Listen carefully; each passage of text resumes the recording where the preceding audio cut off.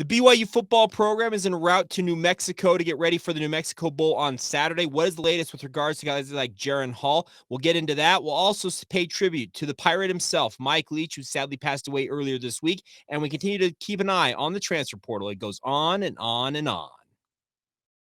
You are Locked On Cougars, your daily podcast on the BYU Cougars, part of the Locked On Podcast Network. Your team every day.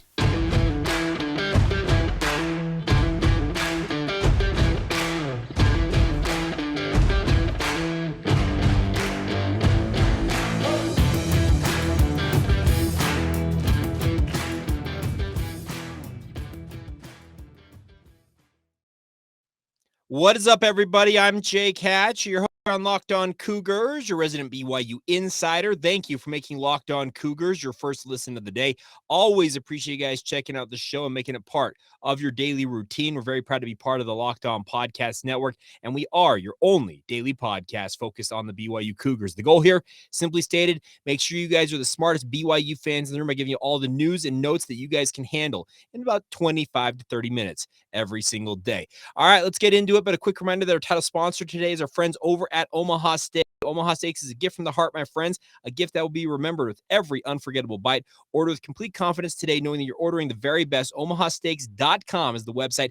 50% off right now on the website, and you can save an extra $40 off your order using the promo code Locked On at checkout. Check it out, my friends. It's Omaha Steaks sponsoring today's show. All right, let's get right into it. The BYU football program is on their way to New Mexico today. They will be taking flights out of Provo to Albuquerque, relatively short flight. And based on what I understand, conversations with some people around the BYU football program, with all the family that is traveling with BYU, as they typically do with these bowl games, they are taking two jets, count them, two jets to Albuquerque, New Mexico, to make sure everybody in the traveling party will get there safe and sound. And obviously looking forward to the matchup on Saturday. Aaron Roderick spoke to the media yesterday and said that as of Monday, he had some hope that Jaren Hall might be cleared to play in the game on Saturday. Then he said yesterday when he spoke to the media that feeling from Monday was dampered a little bit just based on what he was hearing / seeing from Jaren Hall. Everything that I understand is that Jaren Hall has still yet to practice for the BYU football program this week, but I know that it sounds like it might be okay. Well, then you can't play him. No, Jaren Hall, everybody, has been so good for so long at BYU that I truly believe this coaching staff is going to give him every opportunity to get healthy for this game. It might literally be the game timiest of game time decisions when it comes to Jaren Hall. Be similar to as I already mentioned this earlier this week on the podcast, it'd be like the Notre Dame situation. He did not practice all week long, had a pretty significant shoulder injury, got that shot up pregame and felt good enough and loose enough that he could go out there and play. Now, some would argue he probably should have rested that game and given another quarterback an opportunity, but nonetheless, I think the BYU's intent on, like I said, giving every opportunity to guys like Jaren Hall to play in this game. Now, the depth chart, I tweeted it out earlier this week, and a number of you pointed out there were two very notable omissions from the offensive side of the football with regards to offensive guard Harris LaChance and tight end / fullback Mason Wake. And talking with people around the BYU football program, and it was confirmed by Coach Roderick yesterday that Harris LaChance had to undergo, they called it a non-football surgery that he needed to undergo that has knocked him out for the rest of the season. So we wish Harris the best. That is the last time we will have seen him in a BYU uniform was against Stanford. He made it very clear in training camp that this was his final season in a Cougar uniform. He's accepted an invite to the Hula Bowl, which will be January 14th in Orlando, Florida. Don't ask me why the Hula Bowl was moved out of Hawaii. Okay, it was moved out of Hawaii for the pandemic to Orlando, Florida, but has never moved back. But nonetheless, he'll be taking part in the Hula Bowl. It's a postseason showcase event for NFL draft hopefuls, and we wish Harris the best, and hopefully he's all healed up from that surgery by the time that event takes place. Now, with regards to Mason Wake, I had not heard anything about him. I haven't been able to unearth any information in talking with our hashtag sources about the situation. But Coach Roderick said yesterday that Mason's been dealing with some illness, and he said he's not 100% certain with regards to his availability. But if the trend holds true that when BYU has lost a player for the season, when they are going to be unavailable, in this case for this game against SMU on Saturday, they're quote unquote lost for the season. They have been taken off the depth chart all season long. It's been a pretty hard and fast rule that if they are unavailable to play, they are not on the depth chart. So at this point, my friends, Jaren Hall being on the depth chart means that BYU is holding out hope that he can play versus Harris LaChance and Mason Wake not being on there. Don't count on seeing them out there on Saturday. Did see Max Tooley wandering on the BYU football facility yesterday in an arm sling. He underwent shoulder surgery recently, and wish him the best. There's gonna be a number of guys, by the way, that coming up this offseason. We've talked about the fact that there's gonna be mass turnover on the personnel side of things. Well, don't be surprised if you see a number of guys undergoing surgeries. That's the thing about football. It is a brutal sport. It hurts. Any of you who have suited up at any level of football know the dings and dents that you pick up, and the higher you go up in terms of the level you play at, whether it's Pop Warren or to junior high to high school to college to the NFL, it gets more and more painful, and just surgeries and rehab and all that stuff are just part of the equation. So you wish a guy like Max Tooley the best.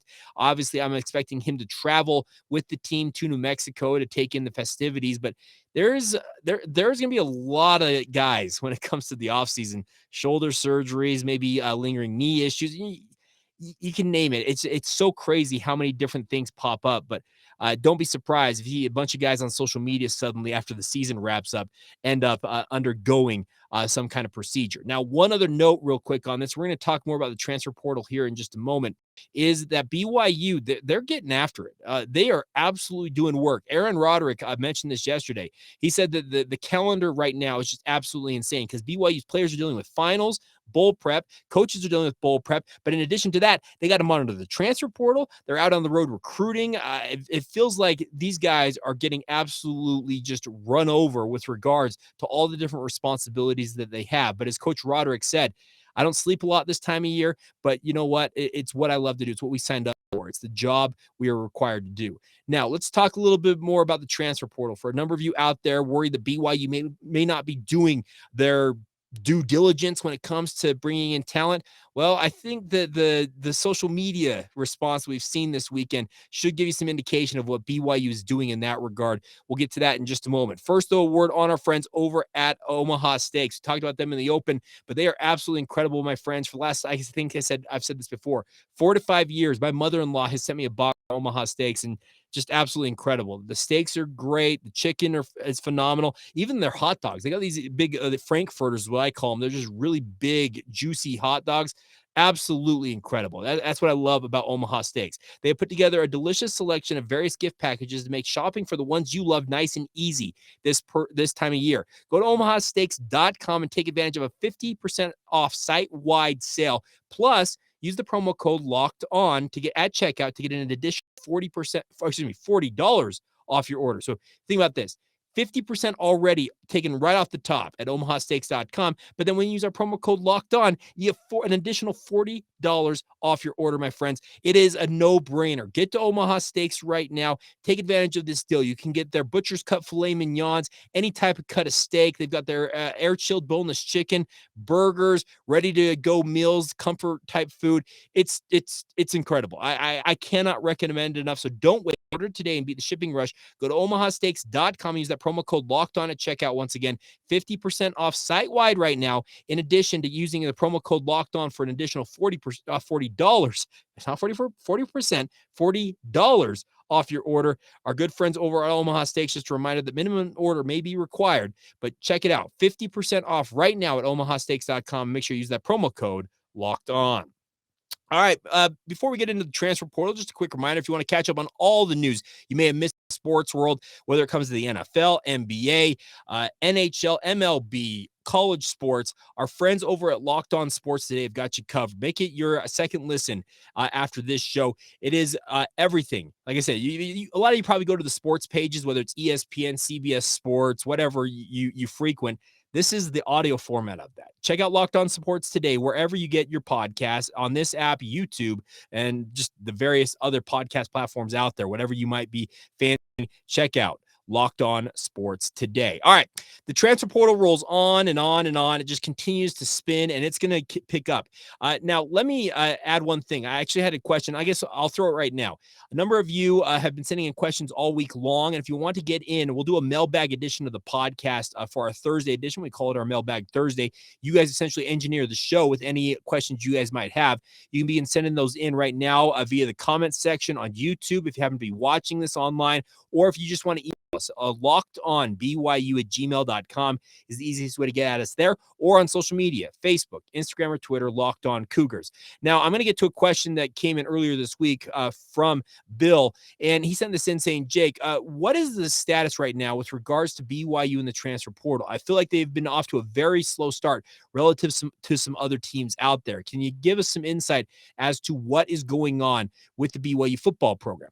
Well, Bill, I can tell you this much. BYU, maybe they got to, I guess, a quote-unquote slow start, but they have picked up the pace. That's the thing about this. I don't know if you've seen the reports out there. Jackson Payne from the Daily Universe, who's pretty well connected for a student reporter out there. I got to give him his props. He's absolutely killing it on the BYU beat from the student side, student perspective at the Daily Universe.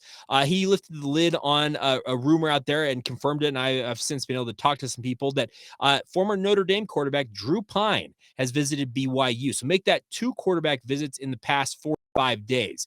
First was Keaton Slovis, the former USC and Pitt quarterback. He was on campus over the weekend with his family, checking things out. And Drew Pine has come on campus. And Pine is an interesting prospect because a number of you probably saw him play against BYU in that Notre Dame BYU matchup. And he was very, very good in that game, albeit BYU, for whatever reason, decided to let Michael Mayer just be the guy to kill him all game long. But when you have a tight end of that caliber, Drew Pine was very smart to hit that man and make sure that he was fed the football.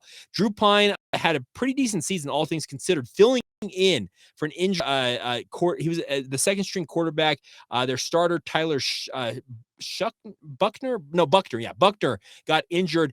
I want to say Tyler Shuck, but he's the quarterback at Texas Tech. But nonetheless, Drew Pine filled in and he ended up passing for 2,021 yards, 22 touchdowns against 6 interceptions on a 64.6 completion percentage. His QB rating is 155.3, which is actually a very, very good QB rating. For comparison's sake, Jaren Hall, who's had maybe his finest season in a BYU uniform, he's at a rating of 160.8. So this is not too far off, speaking of what Drew Pine's been capable of doing. Now, do I think Drew Pine is like the guy you push all of your chips into the middle of the table and say, I'm all in on Drew Pine? No, I don't think he's the guy, because the knock on Drew Pine is he's a top level prospect. He's been that. He was a guy who was a 3 or a 4-star prospect, depending on which recruiting service you happen to frequent, out of high school, but he's not very big. They generously, and I say generous because I don't believe this for a second, they generously listed him at Notre Dame at 5'11", 198 pounds. I'd venture to say he's probably closer to 5'10", $180, $185. He's not the biggest guy in the world, but what he does have, what he'll be bringing to BYU is he is a guy who has got 3 years of eligibility remaining. So he would come in and essentially slide in where if he is the backup, he's a quality backup for BYU, as he proved to be a Johnny on the spot, Baylor Romney type player to fill in for the Notre Dame Fighting Irish this past season and led them to a very, very good record. That's the other thing about this. You can't discount the amount of wins that he tacked on for Notre Dame this season. Like I said, I don't think Drew Pine is the guy that Aaron Roderick is like, Drew, I want you to be my guy. I want you to come in here. I think that BYU, and well, in fact, I know, in talking with some people more familiar with the situation, is that BYU is evaluating, they've evaluated double-digit portal quarterbacks. So does that mean 20, 25, 10? All I know is it's north of 10, the number of quarterbacks that they have done their due diligence on. Will all 10 ostensibly of those guys, if it's 10 guys, come to visit BYU? No, I don't think all of them will. Some of them will say, hey, thank you for your interest, but no thanks. I've got interest elsewhere, and I'm looking at those schools. That's just how the portal goes. I had a conversation with somebody when I was in the transfer portal, and maybe I've already mentioned this on the podcast, but if I haven't, in many ways, the transfer portal it's cutthroat. You're getting a text in some circumstances as an athlete from an unknown number saying, hi, this is Coach so-and-so at insert university name here. We are interested in you potentially being a member of our football program. Do you have any interest in insert university name here? And you say yes, they continue the conversation, and they may end up setting up an official visit for you to fly out and check out their university. Or if you say no, say thank you for your time, have a great day, and that's the end of it. No more are these months-long, quote-unquote, pursuits when it comes to high school quarterbacks. Like, that type of stuff, it doesn't really exist anymore in this transfer portal era. It's pretty quick. You say no, they're on to the next guy. And that's not a bad thing. It actually doesn't waste anybody's time. It doesn't waste the quarterback's time or whatever athlete it might be. I'm using quarterbacks as an example here. It doesn't waste their time, and also doesn't waste this other university's time, because all of them, it's a rat race right now. All 131 FBS programs are combing through that portal, texting and reaching out to guys left and right. And they are just saying, okay, are you interested in us? No? Okay, on to the next guy. And they're like just kind of ticking them off the list, probably just crossing them off as they go along here. And if they find one, they put a big star next to their name and they can continue their pursuit. Like I said, BYU's looked at double-digit quarterbacks so far, and I've got faith, and Aaron Roderick said it yesterday as well in his media session. You can go back and listen to it. You can find it wherever you find podcasts. Just search out that media session.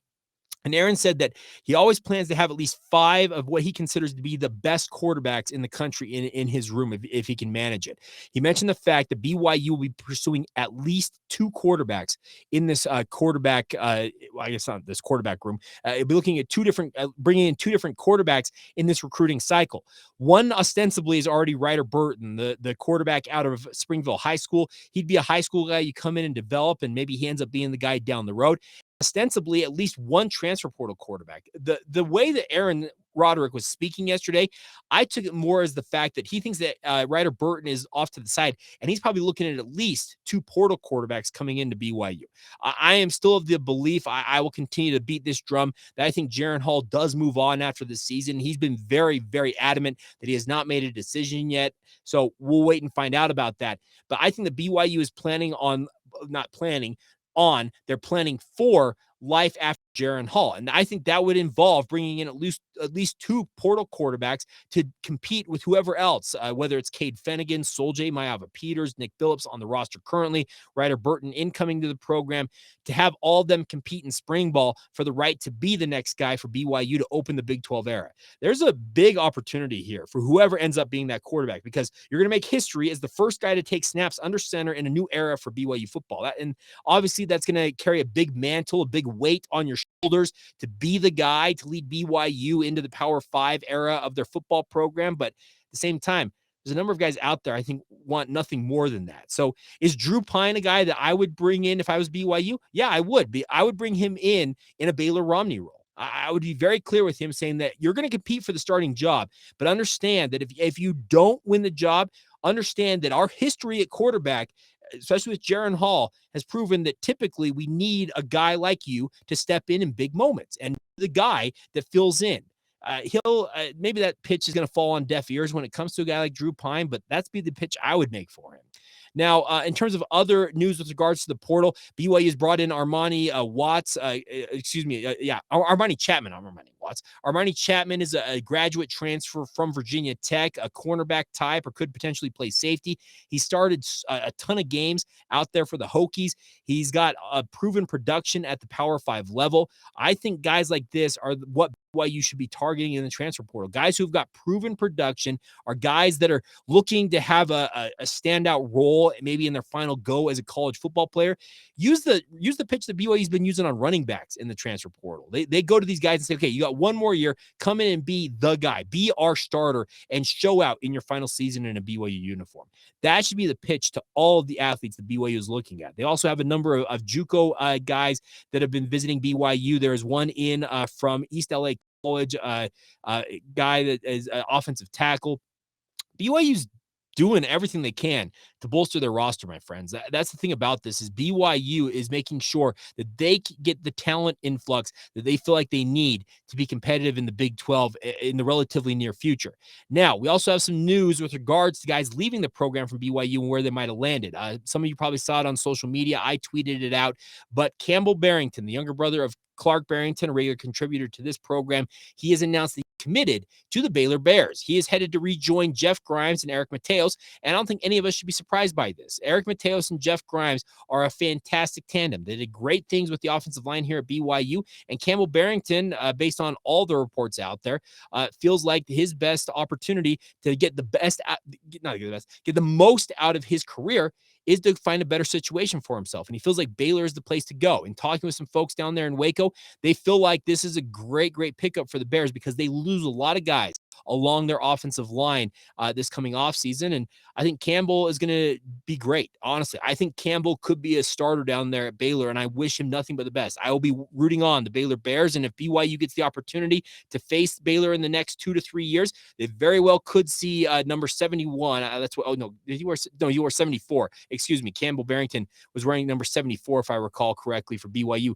Very well could see him suited up opposite them in a matchup between the Bears and the Cougars. And I'm going to be torn on it. I think the Barrington family is phenomenal. I've gotten to know Clark on a fairly deep level with regards to doing these interviews here on the podcast all season long. And I'm going to be rooting on Campbell Barrington. You can make that decision for yourself as to how you're going to go about it. But I wish him nothing but the best as he moves forward here. I think it's a great spot for him to land in. He'll be able to develop under the tutelage of Eric Mateos and Jeff Grimes further. And looking forward to seeing how he continues to play throughout the rest of his playing career now as a member of the football program. Now, one other note with regards to the transfer portal, my friends, is that it's going to continue to spin and spin and spin. I would expect that BYU will not have any other guys go into the portal until after the bowl game.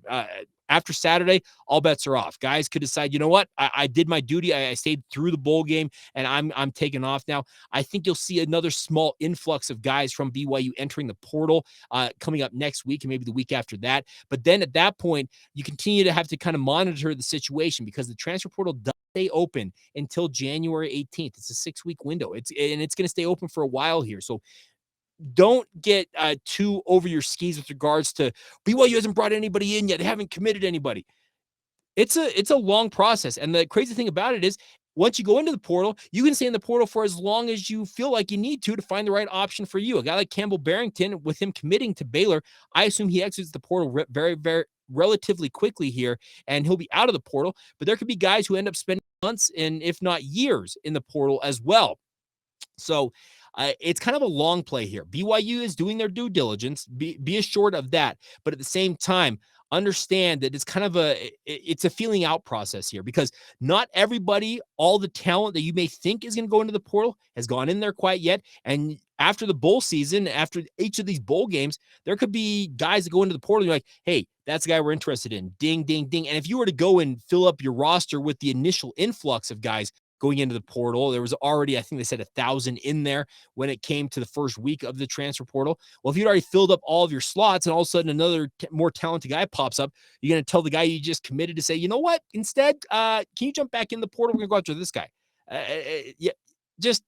Let's just pump the brakes a little bit when it comes to the transfer portal. All right, enough on that. Let's round out today's show with some final thoughts on the Pirate himself, former BYU alumnus, just a one-of-a-kind individual, Mike Leach. We'll talk about that here in just a moment. First, a word on our friends over at BetOnline. Absolutely love this company. They have been phenomenal to us for so many years here on the Locked On Podcast Network. They are your number one source for all your sports betting needs, info, stats, news, and analysis. You can get the latest odds and trends for every professional and amateur league out there, from pro football to the college bowl season to basketball and the World Cup in soccer. They've got it all at BetOnline. And check it out, my friends. If you like sports podcasts, you can even find those at BetOnline as well. They are the fastest and the easiest way to get all of your sports betting information and also get in on the betting if you want to do that. No matter what you're looking for, BetOnline's got it for you. So head to the website today or use your mobile device to learn more now. That's BetOnline, where the game starts. Thank you once again for making Locked On Cougars your first listen of the day. Always appreciate you guys checking out the show. You guys are phenomenal with your support of the podcast. I tweeted this out. I think I did it on Tuesday. I was just interested to see where we stood for the year because I've been doing this podcast for 4+ years now, almost coming on 4.5 years. And each year has gotten successively better and better in terms of the overall growth, listens, views, all that stuff. And we added the YouTube element to our stable here at Locked On Cougars. And combined with all the listens, on various podcast providers throughout the year. You guys out there in Cougar Nation have contributed north of 930,000 views and or listens over the last 12 months. And the YouTube element did not come into effect until April 1st. So there is an extra, 3 months at least that we did not have the YouTube numbers there. We have an outside shot to finish the year with 1 million views and or listens, which would blow the water. We had, I think it was 600 and some odd 600,000 plus listens last year. Well, you involve the YouTube numbers. You guys, the fact that you guys have checked this podcast out potentially 1 million times in a 12-month period, it's downright humbling. To yours truly. I love what I do. I love sitting down. I love talking about all things BYU, and I'm glad you guys find it of worth. But man, those numbers, man, geez, they make me they're like a bit staggering. Let's just put it that way. But so thank you from the bottom of my heart for your guys' support. It really does mean the world to me that you guys check out this podcast as often as you do. And to all of you daily listeners, you sometimes listeners, your first time listeners, all of you out there, thank you to all of you for the support. It's a fun thing. And hey, we're going to keep grinding. We look forward to topping that next year. If we don't make it to 1 million this year in 2022, guess what? The goal for 2023 is 1 million, maybe 1.5 million. That's what we're gunning for. And just thank you for being a part of it and continue to share this with your family and friends. All right. Before I get too far gone on that, I do want to say our thoughts, prayers, condolences go out to the Leach family. Mike Leach, a former BYU rugby player and alumnus of Brigham Young University, a guy who realized that Lavelle Edwards had a very innovative offense and essentially went and sat at practice at BYU and learned the intricacies of what BYU is doing offensively. And that kind of jump-started his career in coaching. He was a graduate assistant for a hot minute for Lavelle Edwards, if I'm not mistaken. Went and worked at so many different places, building his reputation, working with Hal Mumme, who is considered to be the innovator of the air raid offense. And Mike Leach brought it to the national consciousness, doing what he did at Oklahoma, Texas Tech, Washington State, most recently Mississippi State. For the Pirate, just 61 to have passed away Monday evening is just, it's devastating, because one thing I know about Mike Leach, and trust me, I don't have the personal stories about Coach Leach. I spent as much time as probably you guys did on social media yesterday, just reading all the tributes and fun stories about one of the unique characters in college football and just in life in general. And what I took away from it is this is a guy who did things his way. And the crazy thing about it is had just oodles of success while doing it. And to his family, wife, kids, brothers, parents. He's actually got a brother who's worked here in Utah Valley for years as a real estate agent, as I understand it. His parents actually live here in Utah County as well. His kids, 2 of them, Cody, his son, worked with the BYU football program for a time. His daughter also worked with BYU athletics during their time as students at Brigham Young University. The ties between Mike Leach and Brigham Young University run very, very deep. And for him to be gone so soon is just, it's devastating. That's the thing about this is I'm going to miss Mike Leach, because his press conferences, his quips, his one-liners, his halftime interviews, his just soliloquies on life and extraterrestrial. You guys know the depth and breadth of everything that he weighed in on during his coaching career and in his life. And just to lose him, we're losing a national treasure. So let me just add my voice to all those out there saying, rest in peace, Coach Leach. Thank you for the memories, and we're going to miss you. And Sean Walker, I'll give him credit on this. One of my compatriots in the BYU media corps, he has been stumping, and he actually got in the ear of some BYU administrators yesterday, and good on him. I wouldn't have thought about this, but Sean was on it. He is advocating for BYU to do something with their helmets. It's put like a Jolly Roger sticker on the back of their helmets to honor the Pirate. Leach, despite never coaching at BYU outside of being a graduate assistant, he's part of BYU. He's part of the Pantheon. You can count him as part of the Lavelle Edwards coaching tree if you want to. I would count him as part of it. And I hope BYU does something to honor him. Wear a sticker, have a pregame moment of silence. I'm sure that's going to happen regardless, actually, at the New Mexico Bowl. But I hope BYU does something special to honor one of their own, because Mike Leach, I mentioned, just a national treasure and a guy gone way, way too soon. All right. We will wrap things up on that note. And once again, just our thoughts, prayers, and condolences go out to the Leach family at this time. And hey, as I'm going to say, I said this on social media, swing your sword high in the heavens, Coach Leach. We love you. We miss you. And hope to see you again soon. All right. That'll do it. Have a great rest of your day. Thank you for making us your first listen of the day. Make sure you check out Locked On Big 12. Make it your second listen. It's a great podcast covering all things Big 12 football. Get that free and available wherever you get your podcasts and also on YouTube. Have a great rest of your day. This has been the Locked On Cougars podcast. See ya.